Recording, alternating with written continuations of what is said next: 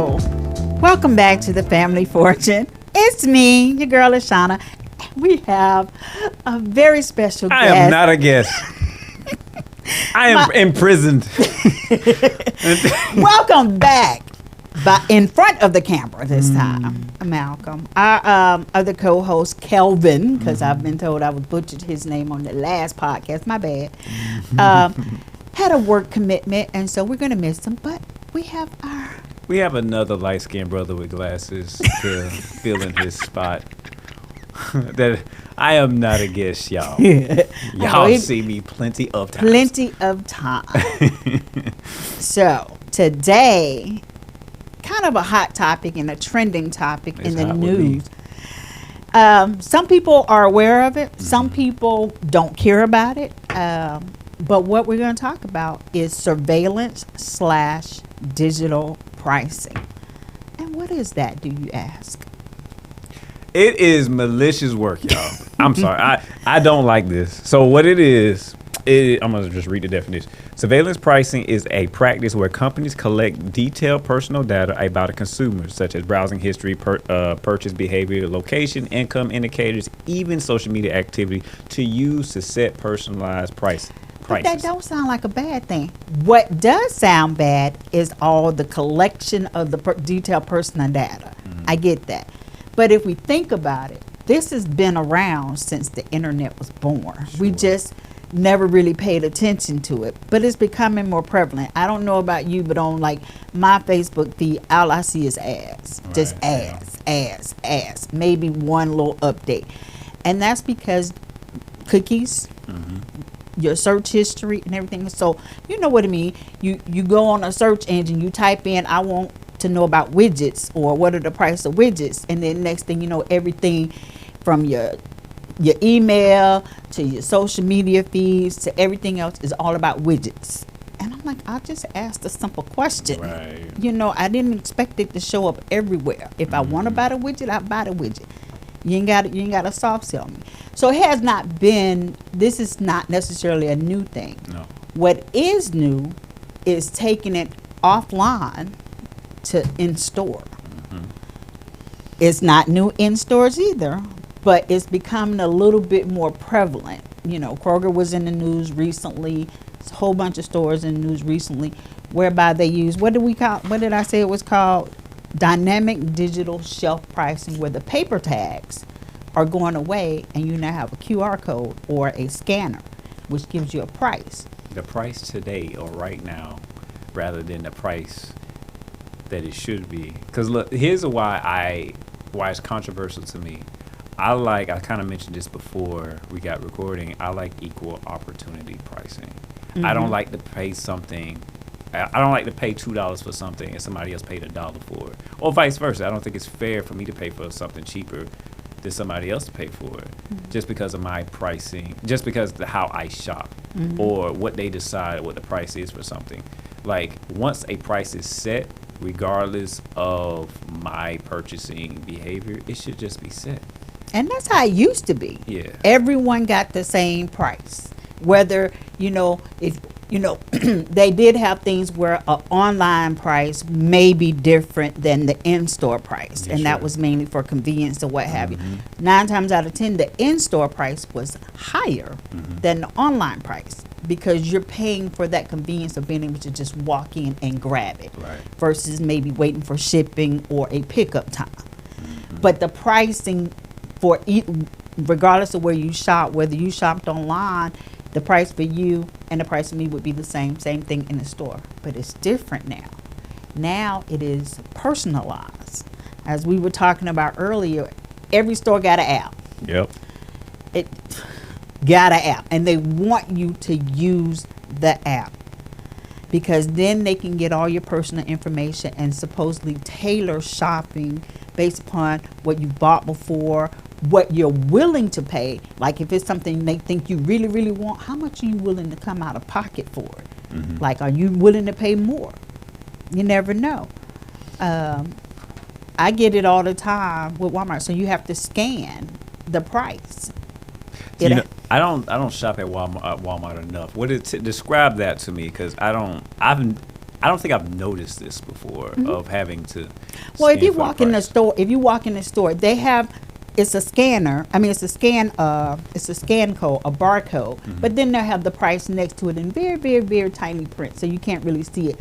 So you almost have to open up the app, use the scanner that they have, and scan the barcode, and it'll give you the price. Now, because you don't shop at Walmart a lot like that, you may scan the barcode and you're in the store and it may say $3.99, and by the time you get to the register, it still is $3.99, because they always tell you to double check the price and what you scan and what actually scans on the register. For me, because I shop there on a daily basis, almost daily basis, whereas I scan it on the shelf at $3.99, by the time I get to the register, it may be $1.99 based on my pricing history, especially if it's a frequently purchased item. So you're using the app to scan this. You're not just using the regular, camera app. So like when. If you use the regular camera app, it'll take you to the online pricing. Okay. So I'm in the app. Okay. And they have a scanner. Wow. They also have scan and go, which means that if I scan it on the shelf, that's my price. I don't have to go to the register and scan my items. I scan my items right then and there on the item itself using the barcode. That's interesting. Now you have to double check to make sure the item you're scanning using say it's a box of crackers. You scan the barcode on the crackers and say it comes up to $2.99. You want to make sure that that's the same price that's on the actual shelf. And then with the scan and go, once I've scanned it, it's in my cart. I have a card on file, and all I have to do is scan the QR code, another barcode at the register. They have most Walmart these days have special registers for the scan and go or the Instacarts and what have you. So all you have to do is pick up, and I'm out. I don't use a lot of loyalty apps. Back in the day, when I don't know if Buy Low is still around. Yeah, but Buy Low was is it? Yeah, I'm not sure. But Buy Low was one of the first companies that I noticed that had these little cards that you go in and you may get Most don't have cards no more. Yeah, you might get a little 10 cents off of, your little box of crowns or something like that.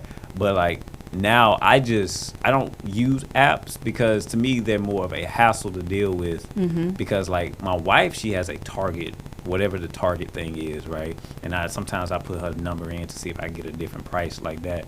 But like, am I safe? Am I doing something that's beneficial by not using the app?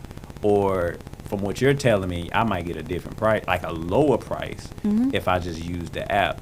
But to me, I feel like if they know I need it, they might charge me by demand. Like, because, they can. Yeah, and that's what I don't like. That's the downfall of it. Sometimes it's a great thing because you can just walk in. They know you. They'll send you information about, here's a frequently purchased item. It's on sale right now kind of thing. It's a little invasive. For me, I adore, love the convenience of it. I really do. Like even when I do pickup versus going in a store, it has a listing of previously purchased items. And before I check out, a message will come up, don't forget these items. I'm like, okay. It's like it knows me. Yeah. And like it knows me. So I get how it's invasive, but I am very also selective about who gets my information. There's only like a few sites or a few apps that have my card that I keep my card information on file, and that's because I frequent like your debit card or something. Yes. Yeah. Okay. And it's not my main card. It is a card just for that purpose. Barnes and Nobles, because yes, I gotta have my books. Walmart and my barber. That's it. Maybe I need to rethink about who got my cards. I have no problem with putting my information in every single time, because then that way, especially online, because the information, things get hacked all the time. Yeah, I don't need you to have all my information. For some, it's convenience to have that information online, and it's just my personal preference not to keep my banking information stored in a lot of places. Let me get your thoughts on something, because this also my dislike of this kind of started last year, because it became something I became aware of. So my wife works in digital marketing, Mm-hmm. right? And she digital advertising and stuff like that. And she was telling me about this thing that if you walk in a store Mm-hmm. and you got your location on, you got your phone on you, Never have my location on, but that's okay. I get it. you walk in the store and you're just browsing, right? You may talk to this. It's like a furniture store. You may browse and you may not purchase anything. You walk out the store, log into Facebook or Instagram And or now something. you have all this furniture You stuff. got that furniture store saying that we got this sale going on right now. I felt like I felt so naked. You felt violated. You were I felt violated. so violated. Why are you in my business? Let me walk in my store without you see, knowing about it. Those are the things that, in our previous conversations where we talk about, you have to be aware of how invasive your online presence is. Some people don't even think about it anymore. They have their location on, and they have their location on for different reasons. Sometimes it's for personal safety reasons, so your loved ones can know where you are. Exactly. But there's ways to tailor your location. Okay. And ways, you go in your little settings and you tailor who can see what, who can do this. Like I do have my location on for some spots because I can walk in Walmart and half the time I don't have my location on, but they know which Walmart I'm in. I'm like, y'all sneaky like that, because all of a sudden the screen, the home screen will change to that store that I'm walking in. Yeah. But so I get having locations on, but maybe not having on for every single app. It just takes a little work. It does do take a that. little work. But then you can't, if you're not willing to put in the work, you can't really complain when all of a sudden you're bombarded with other stuff and people knowing where you are. And in today's climate, not, socially, criminal, everything else, you don't want everybody to know where you are. No. You don't want everybody to know where you are. But surveillance pricing is here to stay. It's not going anywhere. I think Delta has jumped on the bandwagon where you get personalized and tailored pricing. So we won't pay the same price. It ain't got nothing to do whether you're in first class, economy, business class, whatever. They're tailoring your prices now. So the guy sitting next to me, if Debbie Hill is sitting next to me, and she done paid $20 for her ticket, and I done paid $400 for mine. Somebody, we So fighting. she probably a frequent flyer. She probably got a Delta loyalty card. I got a Delta loyalty card. We going too. to the same place. We going to the same place. You sitting in the same section back there by the toilets. And See, I done packed for my one-day trip. She done packed for 4 days, but we did at the same time. At But the yet I'm being same punished. time. I'm being punished for more weight. Okay. it's coming. It's Yeah. coming. It's coming. It's So here. the thing that I was looking for, it had like examples on how grocery stores do tailor the surveillance price. So you got one shopper A, loyal customer, got the card, got the app. They pretty much buy the same things, same brands, and they buy whatever regardless of their price.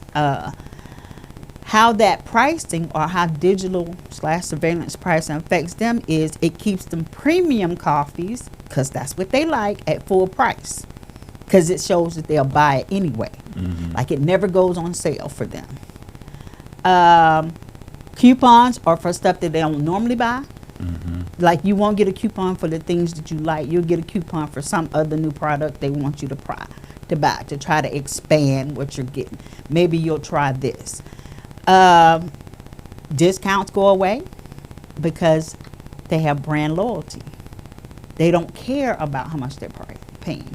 So where before you got coupons, you got discounts, they're gone because you have shown them based upon your buying history that you'll buy what you want no matter the cost. Now shopper B, the price sensitive consumer, which would, even though I'm loyal, I'm still price sensitive. They use the card sometimes they don't. That's me. I don't use it all the time, especially if I'm going to Kroger. They buy whatever. Brand name, generic, what's on sale. Wow. So despite their, I don't know. So they buy whatever. They buy what the better price, whatever has the better price, and they also comparative shop before they even get in the store. How surveillance pricing or digital pricing affects them is they get better coupons because they want to win them over to brand loyalty. They get discounts, more personalized discounts, because they don't want them to stop shopping.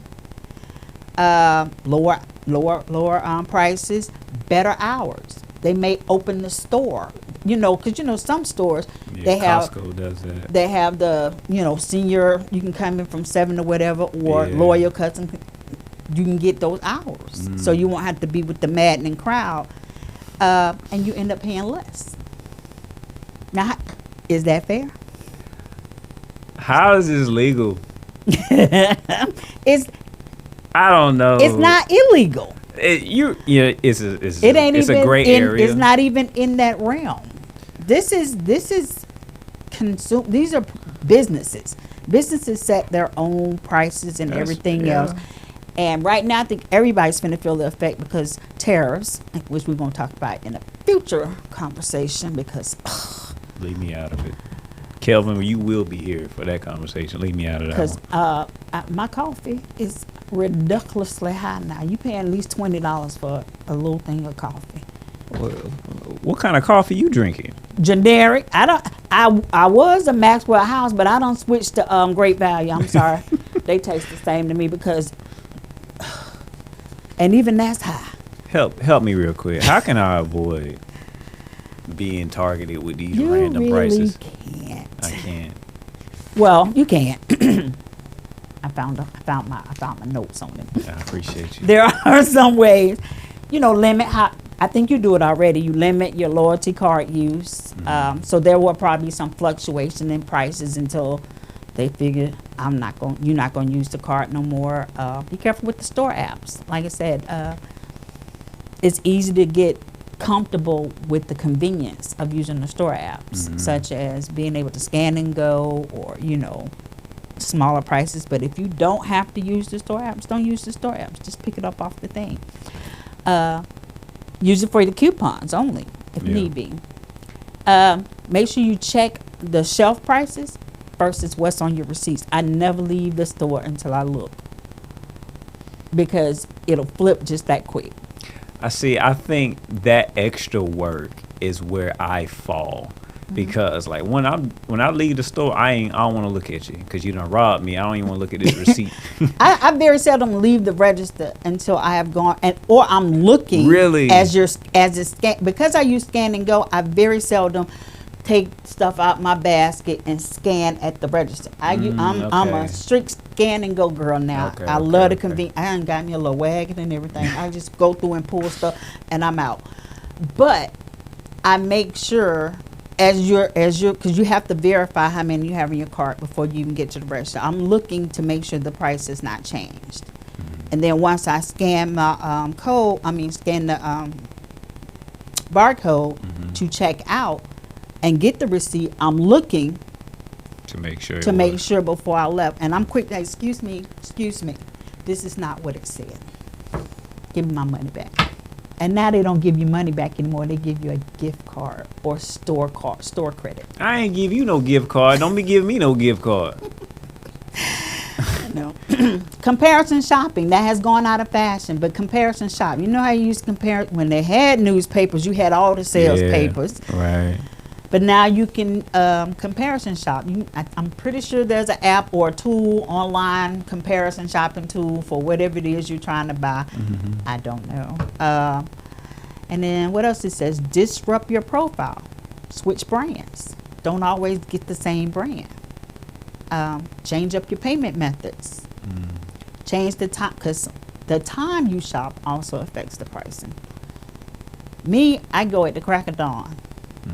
Because I know they're still stocking and the prices have not changed. Whereas if you go during peak business hours, you're going to get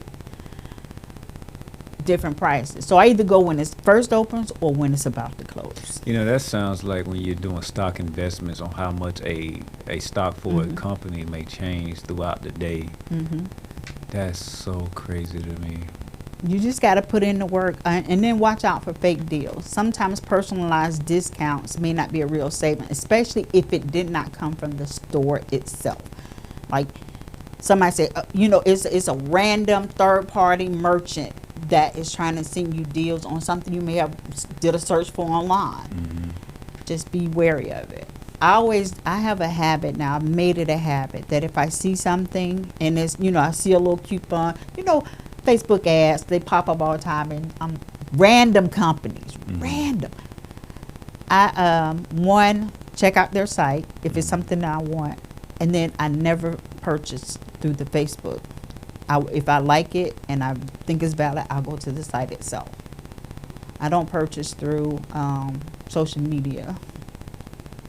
The what they got? TikTok shop. Yeah, that thing, and the Facebook market. I don't do that. Well, nah. So, the Facebook Marketplace is something different. It's more like eBay. So it's consumers reselling stuff they don't want no more. It's not like the companies are selling stuff. Well, I don't think so, because I have seen stuff from like ads from like Temu or something on Marketplace. And all you got to do is shop on Temu or Shein one time, and you will forever get their ads. I had to put them in spam. Spam. I only just wanted like a pencil. Why you bothering me? Here's what I've gathered from this conversation. The main thing I think I need to do to avoid these random fluctuations in pricing is homesteading. I'm going to just get my garden. I'm going to get my cattle. Speaking of which, shameless plug, because it's where I'm going today, Augusta Locally Grown. They teaching all that. In fact, I just saw a posting today where they have plots over here at the hub, and you can just get a plot and plant your own stuff as a start for homesteading, because you need a farm. Right, you do need a farm. You need a farm. So in lieu of a farm, they have stuff down there. But homesteading ain't gonna fix it. You still need stuff. You still need feed. You still need the garden stuff. You still need that. Look, from what I learned, you can over time be able to be self-sufficient without. Like in the beginning, sure, I'm gonna need to go to Lowe's or Home Depot from time to time to get a little something. But if I play my cards right, I don't need y'all no more. I'm off grid. I'm gonna be crazy in the woods somewhere with my little homestead. You ain't gotta be crazy. One of my good friends, they actually homestead. They have a garden. They have farm animals. They make a lot of their own stuff, but they still shop. And because they still need regular things. Everything that is at the home or that you need in your pantry may not be at your home. You get what I'm saying? I'm gonna rewatch Little House on the Prairie. I'm gonna see how they did it. They still went to the store. Did they? You remember the Olsons, the Nellie, the mean girl? I don't remember. They had the store. Look it up. When you look it up, Nellie and them owned the store, and people going and buy the sugar, the flour, the stuff like that, the coffee, the things that you cannot grow. That's a conversation for another day. We should take a road trip. I know we don't went off tangent. We'll take a road trip to learn how to homestead. I think that would be a good conversation. Homesteading classes. That's what I'm saying. Talk to me after we log off. They offer classes though. Okay. How we closing this out? I don't know. I don't think we don't went way to the left and to the right. But just be aware. If you don't want it, you have to put in the work to stop it. Yeah. Otherwise, it's going to keep coming. Check your apps. Turn off your apps. I only have like 2 apps on my phone. Walmart being one of them. Wait, how many apps do I? Walmart may be the only app I have on my phone. Huh? Don't check. I am. That's That's the only app I got on my phone is Walmart. I don't have no other apps on my phone. Tablet is a different story. But anywho, just be aware. It's there. It's here to stay. You can protect yourself. We're gonna have some source links in the description, so you can check them out yourself. Do your own homework. And if you don't need the app, if you don't need the loyalty card, let it go. Let it go. Until we meet again. I'm angry. I hope you have learned something and taken, whatever the word is, whatever the correct word is. If you have left here with something, leave us a like on this video, share it with your family members, get the conversation going. And always check out our economic empowerment sessions. We have the lessons already set up all the way through December, If you want to know what they are, because they will only post them right before they come out, hit us. It don't show. Don't worry about it. Hit us up on the email, financialliteracy@tbcaugusta.org. Until next time, I'm LaShawna. I am Malcolm. And this is the Family Fortune. Say bye.